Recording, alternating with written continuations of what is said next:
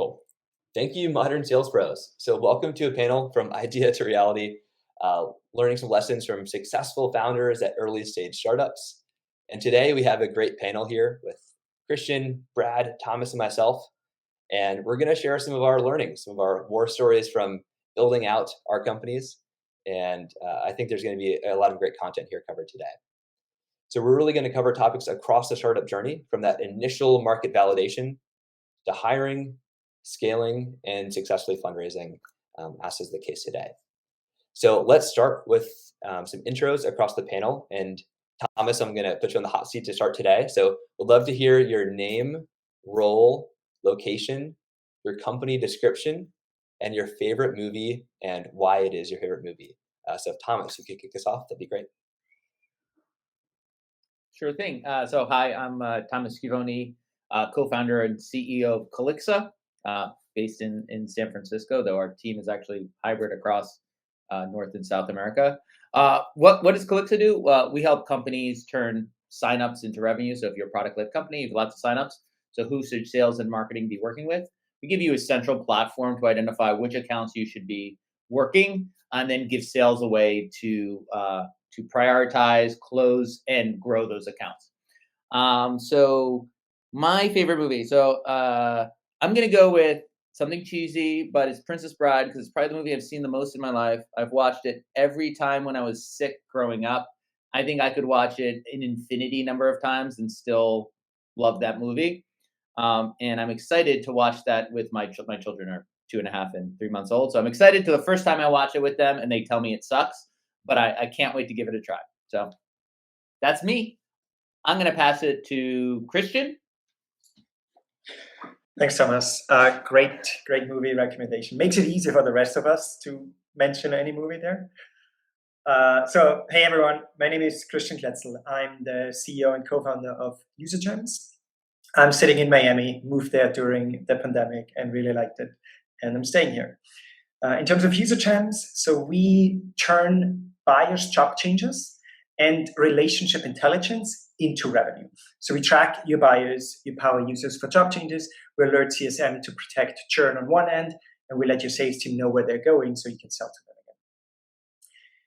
again. In terms of favorite movie, I think it's actually a question that ages you. Like you can tell by the recommendation how old the person is. I think for me, it's Gladiator.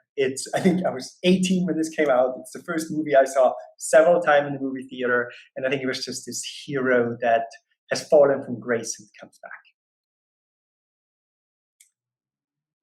Perfect. Then I nominate Brad.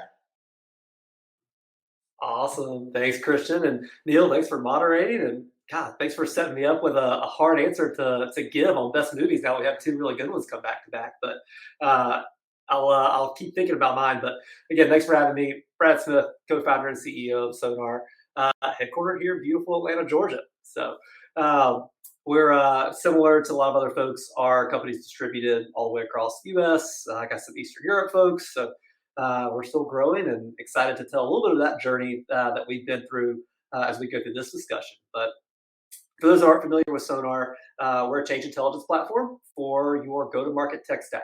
What does that mean? We help you keep your go-to-market tech stack running squeaky clean, no more breakages between all these different systems that all talk to each other, that give a lot of admins and ops folks headaches. We help solve for those problems. Favorite movie? I'm very similar to Christian with this one. It kind of dates myself because I think it came out when I was probably either in high school or very early undergrad, was Gladiator. I think I could probably watch that movie 10 times in a row and not get tired of it. But I'd be remiss if I didn't give a second movie real quick. And I actually use this line. We talk about startup journeys all the time.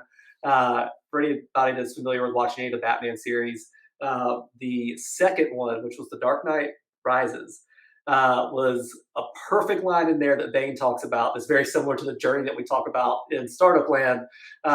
You nearly adopted the dark. I was born in it, molded by it. I think every founder here that has gone through a lot of the recent issues that we've all gone through, but also dating all the way back to the pandemic and inflation and banks and everything else is happening. We're all born in the dark and we're all being molded by it as we speak. So there's two movies for you. Wow. a lot of gladiator love, and I do love the analogy there. I feel like a lot of the startup world is kind of hunting around in the dark until one day you stumble upon something that vaguely resembles light. Well, thank you all for joining today. I'm Neil, as for context. I'm the co-founder and CEO of Novatic. I'm based out of New York. And for those that don't know, Novatic helps teams create interactive product demos. So we work with marketing and sales teams to help create website product tours, or to use in the sales process as an asset to share as a post-demo lead behind, or generally provide product-led growth throughout your sales process. On the favorite movie topic, I'll chime in as well. I think along the lines of a Christopher Nolan classic, I'll add in Inception as my favorite movie, and this one sticks with me a lot. I saw it as a kid, and it was one of those movies that like I wanted to watch again and again and again, and still do once every few years now. It's one of those really inspiring journeys, and I think the Christopher Nolan ending really got me as far as like the path there, or you have really no idea what he meant by that. So with that context, excited to jump into the panel today. So we're first going to look at the early stages of startups. So for those that are in the audience today that are thinking about starting their own company, or that have started your own company and you're unsure where to go, looking at the next steps in your process, or an early employee that's working at an early stage startup and maybe curious about what the journey of other folks like us can lean for you, wanted to give the panel an opportunity to share some early moments around their journeys as far as initial market validation. So a lot of what you hear in the startup world is what happens in the later stage. So once you found product market fit, once you have a team and product that people want, all of that is great. But I think the important part, the core underlying component of that is, have you built something that people want? And is the problem something that people are willing to pay for? So let's start by looking at that question today. And maybe Brad, if you want to start, love to understand for you in particular how you identified the problem that your company is solving, and how did you know this is a product that users would pay for? Totally. So just as a little bit of a background on how we found this problem, and I suppose how intimately familiar I am with it, uh, prior to starting Sonar, I've been in and around the Salesforce ecosystem for over a decade, really dating myself now. But I've always had these same pain points of, I make a change in Salesforce and man, for some reason, another system just went offline or something broke or somebody just slacked me with an emergency because something broke. So I was really tired of that. And I felt that both from a consulting perspective when I was at Accenture and a handful of other places. But it wasn't until I joined an early stage startup, a little less than 50 employees at the time, back in 2016, I believe. And I was the first operations person they brought in to come in and fix some of their Salesforce woes and fix all these integration issues. And I remember being about a month into this job, and I would go and make a small change here, and our head of marketing would come over and say, "Hey, Brad, our lead form just got taken offline, and we've got no leads coming in anymore." I'm like, "Man, that sucks. I hate that I did that, but let me go fix it." 2 days later, I would make another change, and our head of finance would come over, and she would say, "Brad, I can't invoice anybody, or all these invoices are showing a zero. Did you change something?" I'm like, Of course I did, but I had no clue what that downstream impact would have to other reports, integrations, and so on. And so, true story, I was we were at a company happy hour, and I was describing these problems to a guy who also started around the same time I did. And I was like, you're on the product and engineering team. I'm sure you have some insight you can share, or how do you solve for this problem? I started describing the same problems to him. He's like, well, engineering's been around a lot longer than go-to-market tech has, but we've got great tools in our tool belt. Things like GitHub and PagerDuty and Datadog that help us understand change history and integration patterns. And PagerDuty's great. Waves a big red flag at you when something breaks. It's like, man, that's fantastic. I need these. Went back later that night, started searching for all these, and two recurring themes popped up. One, I am not a developer. Loud and proud, not a computer science degree guy. So I am more on the front end side of the development piece, but I couldn't use those tools because I'm not a developer. But two, those tools didn't plug in to my tech stack at the time that I needed their help with. So I go straight back to that guy. The next day we're in the office. And I was like, man, you got my hopes up. I was really hoping that you were giving me this Advil for this headache that I had. And I told him that none of it works. And he was like, there's a pretty big gap in the market for that sort of thing, isn't there? It's like, yeah, there really is. And true story, that was the first conversation I ever had with my co-founder, Jack, about 7 years ago. So, zoom forward to today, we've obviously validated that problem. I think anybody here that's joining us live on this call is going to have some woes about how their go-to-market tech stack has sometimes been a rock in their shoe or a thorn in their side, and that's really why we're here, to make sure that we fix that problem. But it all comes with real scar tissue that we've accumulated over the years, and having a great co-founder to help me solve that problem. Yeah.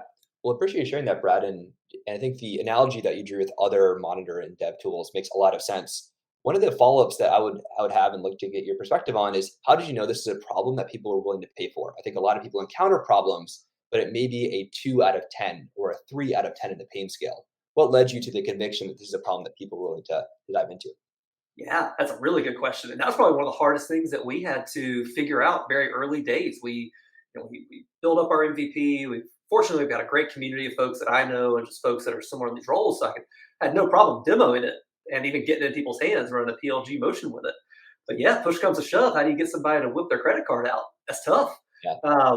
Pricing itself is very, very tough. But the thing that we realized is, you are spending way too much time fixing some of these issues. And when you're in fix it mode, you're not in strategic thinking mode. And everybody here has hired someone in operations or someone to manage all of their technology. That is a job that is both strategic and tactical. But if you're spending all of your time being the tactical, putting out fires person and not strategically thinking, you are costing your business dollars. And that's how we relate it back to it. Focus your time. It's limited. That's the one resource that we can't make more of. You need to focus your time on being strategic. How valuable is your time? And that's how we start backing into the product value of it. Yeah, that makes a lot of sense, getting them to reframe that conversation. Well, Thomas, we'd love to kick it over to you. I know you have experience as a VP of product, so we'd love to understand the origin story of Calixa and how you've identified that gap in the market around product-led sales. Yeah, so it goes back probably to 2010. I was the first PM at Twilio. We had a bunch of developers signing up, but which ones do we talk to? And at the same time, we were trying an outbound sales motion to people who weren't using our product, and that wasn't going swimmingly. And then it turned out like the deals that we were finding and that were closing quickly and growing were the ones that were people on our platform using our product. So how do we give sales and anyone customer facing the right sort of telemetry and understanding of that? So what it was is, we had actually built this internal tool called Monkey, which let you monkey with accounts, see accounts, all their data, and it became sort of an integral sales tool. And it started as an operational tool and became a sales tool. And the value was to be able to sell Twilio effectively.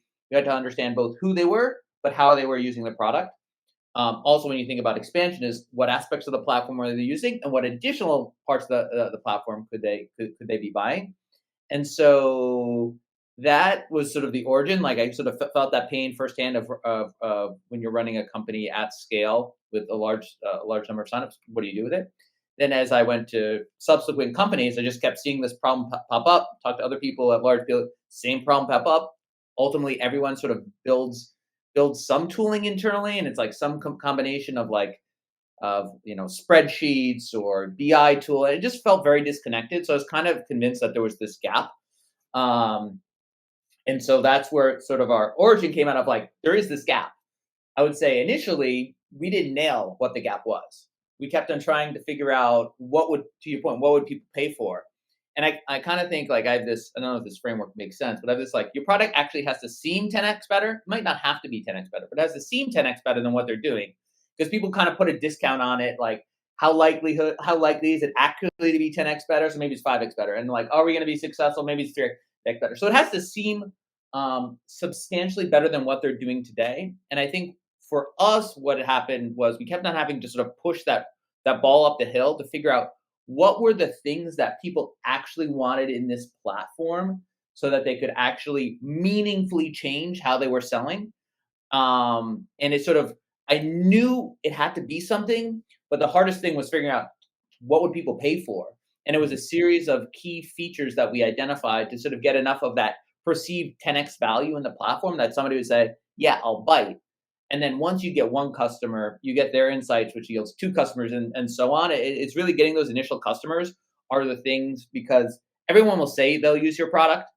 That's easy to say you'll use it, but people need to actually start using it. and actually give you feedback and actually pay for it. And so the most important thing, is once you get one customer, it awfully begets two, begets three, and so on.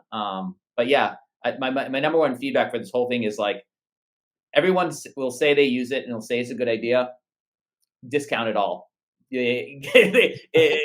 It's a lot of people are just being nice, or have something in their head that how they think your product's going to work, and when it reaches, oh no, that's actually not quite it. So Totally.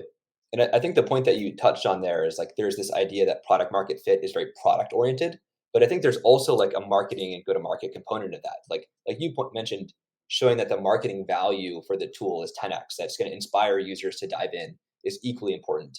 And I think the paying validation will only come later. well, But yeah, go ahead.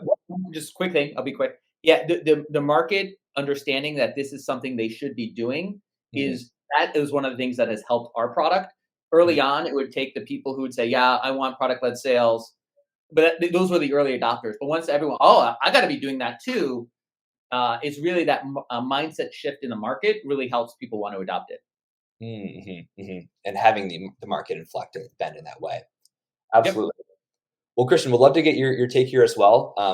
Based on the user gem story, I think you might have a thing to share around the genesis and the ideation stage, as well as the pivoting stage to where you got to. Yeah, absolutely. But I think that the one thing that Thomas highlighted that I'm always a huge fan of is my marketing professor said, so maybe you have this idea and you think it's amazing, but first you need to figure out maybe you're just weird. And that is always my reminder, because so many times it turns out that I'm just weird. I remember myself like dancing in a room because I was so excited about this new product that we launched. Turns out that was just me. I was the weird one. So this is actually the job then of as the founder, figuring out, is this really something that people actually value, or kind of like which version of this, because it's never the first version. Absolutely. Yeah.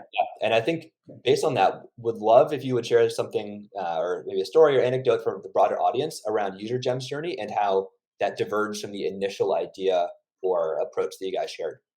Yeah, because Neil, what you said is so right. Like you always see only the last 2-3 years when it already is looking quite good, but actually what you never see are the 5 years before. And what I really like is Airbnb talks about the 1,000 days of pain, where there was no traction.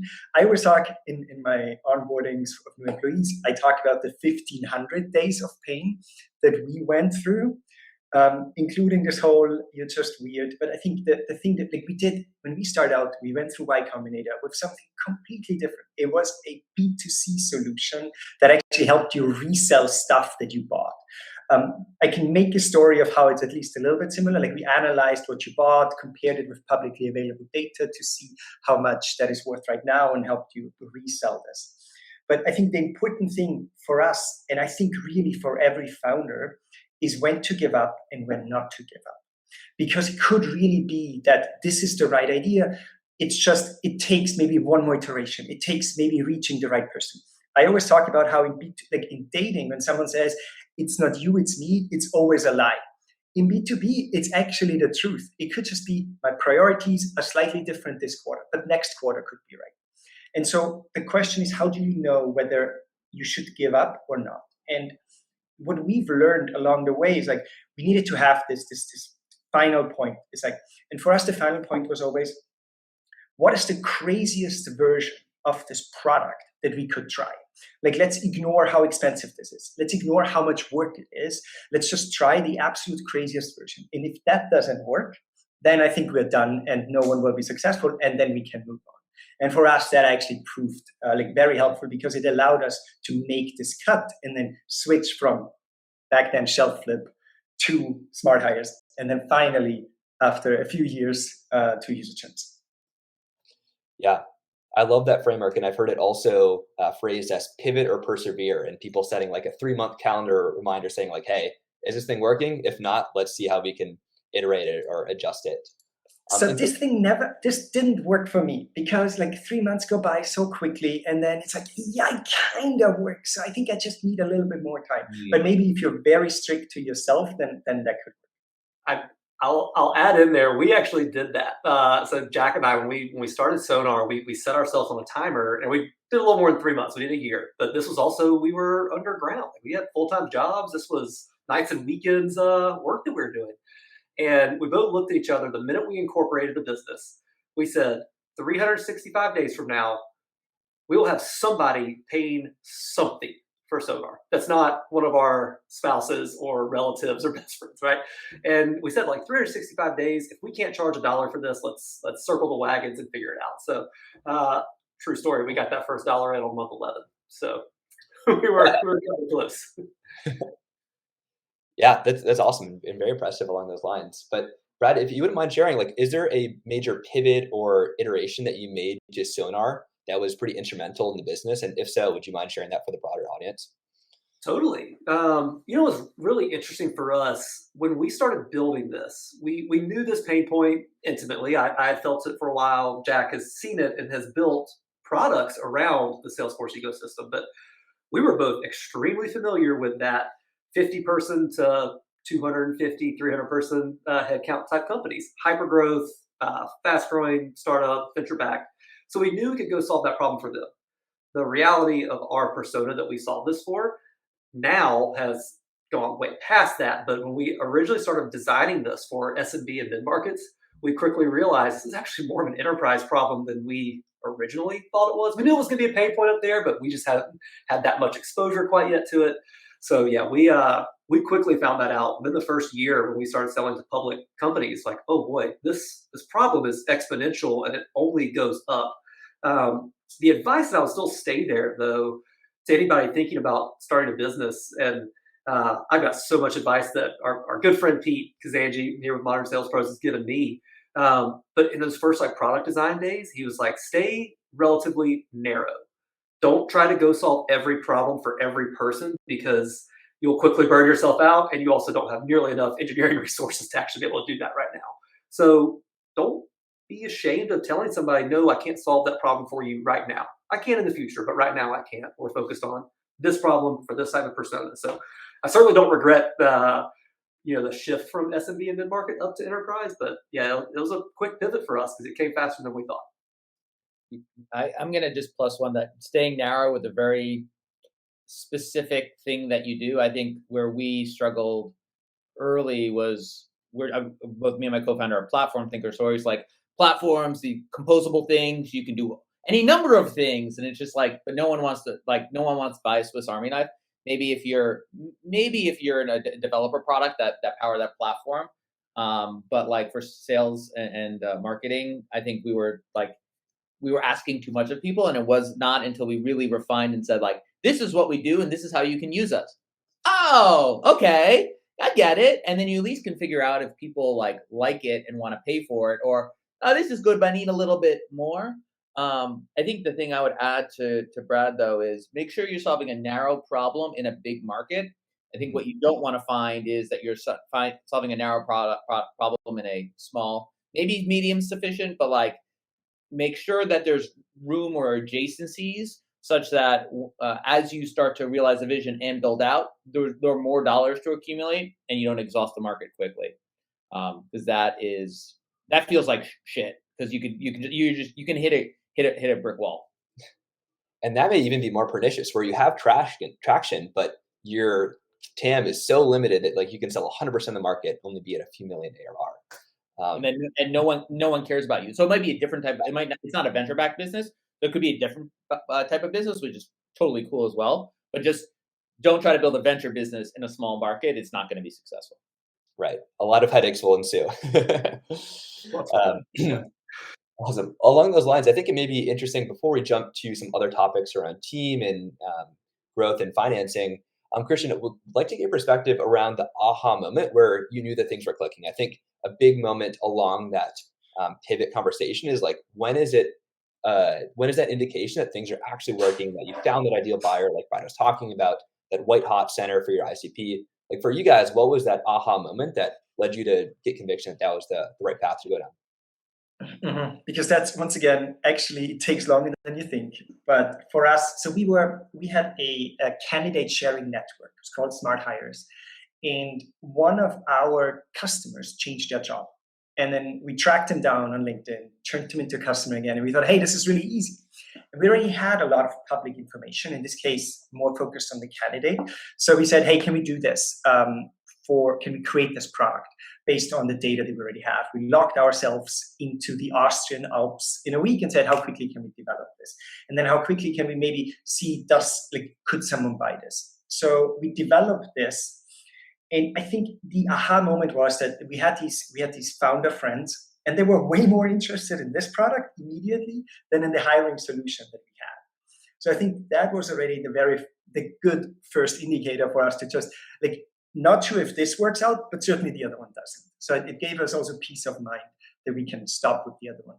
But I think when it comes to the aha moment, is interesting piece for us. It was actually not the first customer. We pretty quickly, through a relationship, got the first customer. They paid us, I think, over 40,000. A crazy amount of money back then.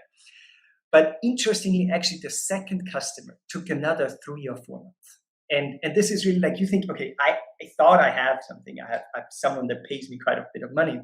And then it actually takes still a lot of time. And I think this is where the B2B mindset needs to come in. It's B2B decisions just aren't made very quickly. It really needs to fit what they need. It needs to fit their OKRs, their KPIs for this month, for this quarter. And we can really see the second customer took us 3 months. And then we knew, okay, now actually we think we have something. And then it took us 1 month for the next one. And so basically once this waterfall of how quickly are we closing got shorter and shorter. That's when really the aha was. So I would say around customer 2 or 3. One thing I'm doing as you're talking, Christian, I'm using the Wayback Machine to look at UserGen's homepage. And it's really cool to see how your product and your messaging has evolved. And it's, I think that's as you hear all of us speak, people out in the audience, go use the Wayback Machine on everything that we did and seeing how the products evolve, our messaging has evolved, because many of the products you respect and admire have very humble beginnings. So it's actually, Christian, it's super awesome to look at your company and seeing how it's evolved, because UserGen is really awesome. Oh God, I don't think I want to look at that messaging. I'm reading about micro influencers from 2017. I'm really curious. Oh yes. Wayback Machine is so good. You can also quickly find out when people realize, man, I really need to invest in my website. It's initial MVP is very, very clear at that point. Well, that's great, guys. And I think this is a good transition to the next step in that journey. So once you found something that people are willing to pay for, maybe you've started to identify that white hot center for your ICP, let's next jump to building a team. So for maybe Thomas, if you wouldn't mind starting us off, love to hear for you in particular, how you thought about building out the early team. In many cases, hiring early engineers is a major pain point. We'd love to understand for you what key traits or characteristics you look for in early stage startup employees. Well, first of all, is having a co-founder helps. And I think even if you're an experienced founder, having a co-founder helps, because you need somebody to be up when you're down and vice versa. You also have blind spots, and you need to have somebody who you can just be perfectly vulnerable with. So I look at we're equals. I think that's one of the things. But we have very different skill sets and very clear roles, right? So I think that can be challenging. But it's nice when you meet somebody who's I like this, I don't like this, and I like this and I don't like that, and I'm not good at it. So your first most important employee, and vice versa to each other, is your co-founder. From there, it's what do you need to do to get off the ground? And for us, it was hiring 5 engineers as fast as possible. And it's the clear thing was, how do we hire people who are going to be pragmatic, going to be okay if we change course, okay if we scrap everything and try something new. So they kind of have to be good generalists, open-minded, positive, can do. And so you look at their background and you see have they been at Google for 17 years? No good. I don't care. They're just not going to be good. It just, the mindset shift is so different. And so we look for people who had experience at large tech companies, because we wanted a more senior team who've seen systems at scale. But if they'd been there too long, we'd worried about hey, you're going to hate it here. It's just going to be, it's going to be chaos. We don't have enough predictability. We have no systems. We don't have great perks. Your perk is your sort of freedom and autonomy. Do you like that? And so in some way, we like try to scare the employees to try to tell them, you should say no to us. There's so many, you could be comfortable. You're going to make a lot more predictable money. You have all these things that are going for. We're crazy people. We're going to have fun. But like, that's what my co-founder does a great job of this. And engineers love working for him, but he's like, what I can provide for you is a great experience. And the experience is the most important thing in life. Right. And it's this whole thing, which I completely believe. So that to me is you need those missionaries, not mercenaries. I think it's a great framework. You need to be the other thing is, I'll say, and I'll shut up after this, is you need to be willing to fire and fire quickly. I learned that before this company. I've been at a bunch of startups before this, and every time I was frustrated was we weren't making change fast enough, and the founders or manager always had like an excuse until they fired their first few employees and got over it, and then they were just much more willing to fire. And the firing is more about like the person's not right for the company, and probably is not having fun either because they're put in an awkward position. And having really frank and honest conversations with employees who are not working out is critical, because it's going to hurt your velocity if you don't address it quickly, and it's generally a suck on the team. It sucks to get fired. Like it's happened to me before. Like I have complete compassion for those people, but at the end of the day, we're running businesses, and so we got to give them feedback so that they can work on it. You have to treat them humanely. But at the end of the day, you're running a business, not a charity, and so you have to just sort of make sure you're always thinking, do I have the optimal team? Yes or no? No, I like that a lot. And I think that team framework makes a lot of sense. People often confuse startups with families. And I think you can't really fire someone from your family, but like if you're a professional sports team or a high business, then you would. Brad, would like to get your take too. In the early days, how did you approach hiring early stage employees? And tactically, if there's anything that you've done in the interview process itself to help screen for that, we'd love to hear that too. Totally. It is. I'm not envious of anybody in the very early days, sub 5 employees right now going through the hiring part of it. It's the toughest part. Hiring just in general and retaining talent is probably one of the toughest things any founder is going to have to go through. We took a little bit of the unique approach, but not, I'd say, overly unique. We made sure that, and we did this all the way through the first 30 plus employees, everybody will roll up their sleeves in the interview process and do something and show what it is that you're good at, how you think. The reality is, if you're this early in these seed and even Series A stages, you don't have your processes written down. You don't have all the marketing assets. You don't have all the collateral you need to go out and do your job. And so, some of the small challenges, they don't have to be hard, but we call them challenges when we're hiring.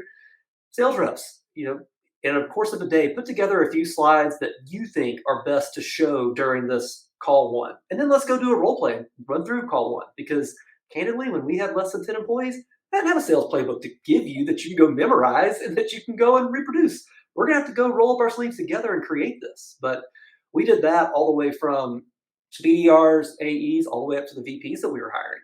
And so there was nobody exempt or immune from it. Look, Jack and I had to go put roll up our sleeves and go build a pitch deck to go and ask for money to go build this thing. If we're not exempt from that, neither should you be. So I always encourage folks, go through some just early challenges, projects that they can do. It doesn't have to be overly time consuming, but it's a really good way to find how people think. The other biggest advice, and this is still something for anybody that's listening now that might apply for a job later with Sonar, this is here's your cheat sheet. I always, when I'm hiring someone, I always look to see if they have the ability to say the words, I don't know. And this is actually, I give Pete another high five for this. He told me this on day one when I started this business. Brad, if you don't know something, say the words, I don't know. The last person you ever want to bullshit is an investor, an advisor, a board member. So if you don't know it, it's perfectly fine to say those words. During an interview process, it's even more important because, one, you don't want anybody blowing smoke up your ass about anything. But at the same time, if you are able to say those 3 words, I don't know, it means that you are humble enough, you have enough humility to understand that I'm not overly the expert in the room. There's still things I need to learn. And typically what you find after those 3 words are said are phrases like, but I know the right person to go find that answer. Or let's put our heads together for a quick 20-minute session and go solve this together. So you start to realize how quickly people think about team building and camaraderie and just finding the right resources to get their jobs done. Absolutely. Yeah, and I think that's a really good litmus test for just their honesty and their character broadly, in seeing that. But love that you guys have projects as a component of every role. Christian, we'll let you plug in for a little bit here before we jump into some of the next topics, but love to get your take on Yeah.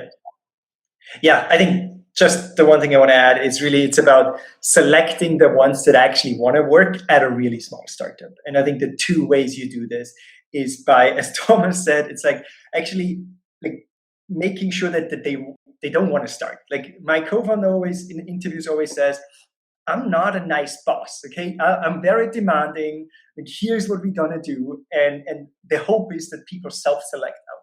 And I think the other thing is then around like with Brad is making sure is this a person that can get shit done. That's really the only thing I'm looking for because there's nothing here where we can tell you what you need to do. You need to create everything yourself.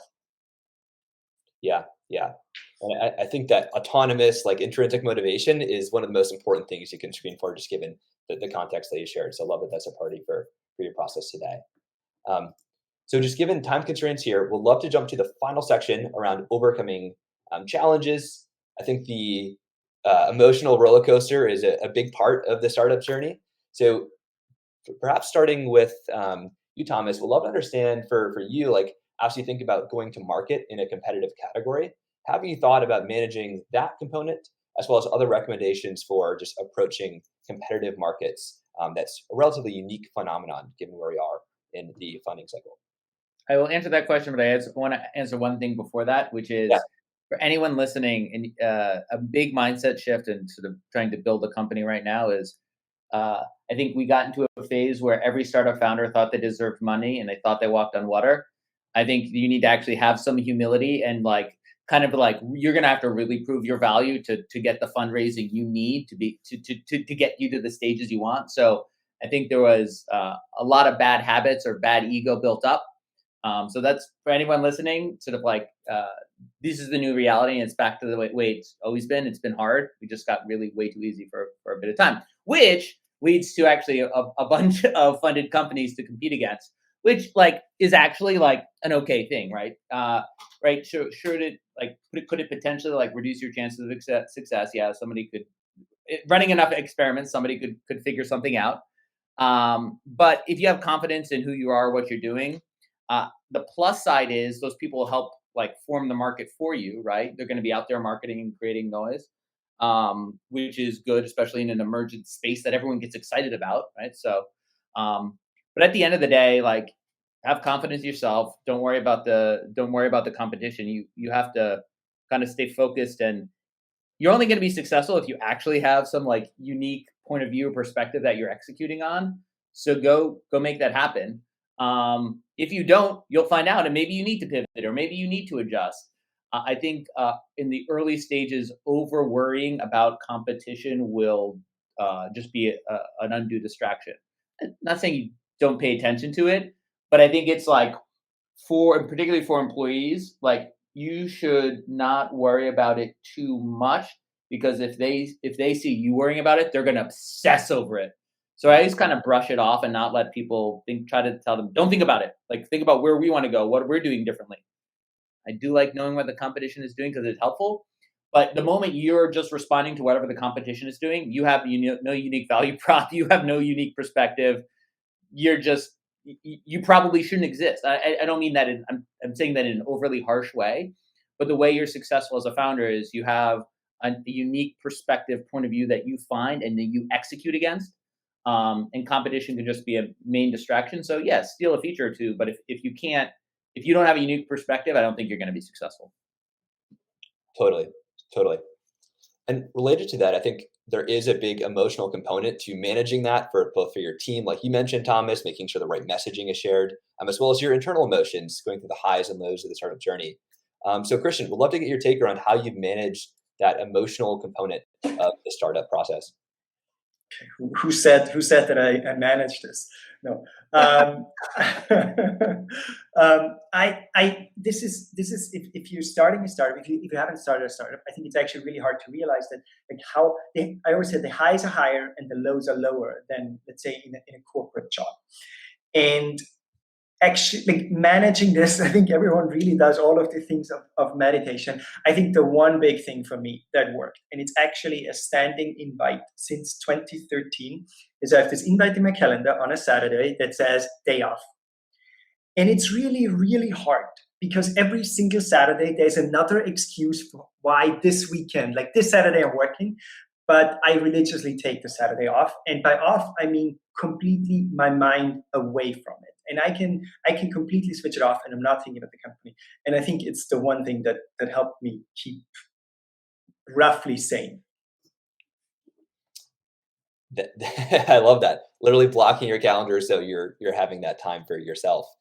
Brad, would love to get tips from you on how you've managed emotions and tactics for helping there. Yeah, well, similar to Christian, I'm not sure if I actually have or not, but no. I'll tell you, it is a roller coaster, and anybody that signs up for this journey should just know what they're signing up for. Challenging, frustrating, just tiring.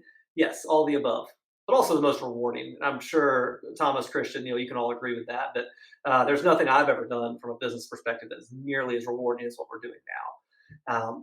I'm going to look back at one thing that I was told from one of my very early advisors, mentors of mine here in Atlanta, CEO of Full Story, Scott Boyd. And when I was starting to build Sonar, surround myself with the right leaders, the right mentors, the right folks that I wanted in my camp. He said something great, and I encourage anybody that is thinking about doing this or already on this journey, if you haven't found this person, go find them. But I was asking him formally, I was like, hey, do you want to be an advisor to our business? Would love that. He was like, yes, but under one condition. You will have many cheerleaders out there that are just going to be ready to give you a high five. You have a new big feature that releases, or you got this new press release or round of funding.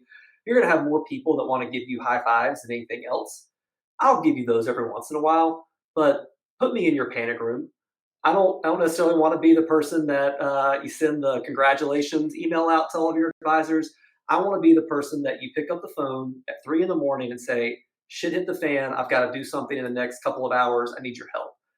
And I think if every founder here has gone through some of those oh shit moments, find somebody inside your business. You said it earlier, get you a good co-founder. That's a game changer in and of itself. But surround yourself with people that are here for the right reasons to motivate you and to get you through some of the thick stuff, because it's out there. No company's easy. You're going to be on a roller coaster. It's going to go up, down, left, and right. But stay strapped in and find good folks to surround yourself with. Totally. It definitely takes the mental load off of you as a founder when you have that team of advisors to lean on in those tough, hard moments. Totally. So as we wrap up today's panel, love to go around the room here and hear what's one succinct piece of advice you'd share with the audience. So whether you're an early stage startup founder or an employee at that early stage startup, we'd love to just get that one piece of advice that would be helpful for the broader group here. And maybe Thomas, if you kick things off, that'd be great. Couple points. I'll keep them short. First, it always feels worse on the inside than it does from the outside. So I've been in massively successful companies, and the inside it feels like total shit, and it feels like I just can't explain how awful it feels. So like at a company, I worked at a company that was acquired for $800 million. It was just hard. I worked at another company that went public. It always felt hard and brutal. But I think when I reflect, it's the highs are high and the lows are low. As long as the highs are getting higher and the lows are getting higher, you're going in the right direction. But it is really brutal. And I have a person in that I've in my career that I always go to, and just like when we talk about the shit, he's good at pulling my head out of it and being very calm and analytical about the situation. And that's what you need, because there's really lots of ways to get worked up. But I love what Brad said is there are a lot of people that are going to say cheers and congrats. And like those people are, I don't want to say worthless because it feels good, but that's the easy thing to say. I love it most when I get beat up. And sometimes it's another founder who's willing to do it. That's how we shifted the product in a meaningful way. Some guy said, I just won't buy it. It's just not useful enough. It's like, whoa. I love it when my board member gives me a punch in the face, like, that's not ambitious enough. Because you're not going to be a wildly successful company if you don't have wildly ambitious goals. And it's good to be punched in the face now and again. And that's the only way to be successful. So that's what I got. Love that. Christian, your take. If you think about one thing, I think what certainly applies to everyone that's a B2B founder is kind of like, I think, give yourself a time frame. Like, and for B2B, it needs to be 2 years, because you need to figure shit out first, and then you need to sell it, and both of which takes time. So I think that it's the opportunity cost of life that is so difficult, because like you only have a few like really good years, and so there's always this like don't waste it. But for B2B, the main statement is don't give up too early either. Give yourself 2 years. Give it time. And a lot of the best businesses have been those slow burns. Brad, over to you. Yeah, totally. Embrace failure and just be welcoming to it. Open arms. Just give it a big hug, because you're not going to make it far in this journey without failing every week, every month. If you're not failing at something, you're probably really not trying enough creative things or trying hard enough. I know we didn't talk a ton about this from like a fundraising perspective, a board member perspective, but Thomas, you brought this up too, and I couldn't agree with it more. I don't necessarily, everybody likes giving a high five. Sure, we get dopamine hits for that. That's great. I like being coached as if I'm out like on a football field or basketball court or something. Like, I like that coaching mentality of like, Brad, you ran fast, but you didn't run fast enough. Run a little faster. I like to get better. I don't necessarily get better with high fives. I get better with direct and sincere coaching. So as you're fundraising and you're thinking about giving a piece of your baby, your pie away, make sure you're doing that with somebody that you know is going to be in the trenches with you, be in that panic room with you. And my last thing on fundraising, yes, we've all done it. We're venture back. We know what that looks like. Don't get overly distracted by it. It's a massively important piece to our business, and I wouldn't be here without the investors and board members I have. But I keep a reminder for myself every time. This is not a dollar that I fundraised. This was the very first dollar that we ever took in from Sonar. And if I reorient myself all the time around what is most important, it's the dollars we take in from our customers that truly show our success, not the millions and tens of millions that we raise in venture capital. It's the outcomes that we produce with it. So keep that in mind.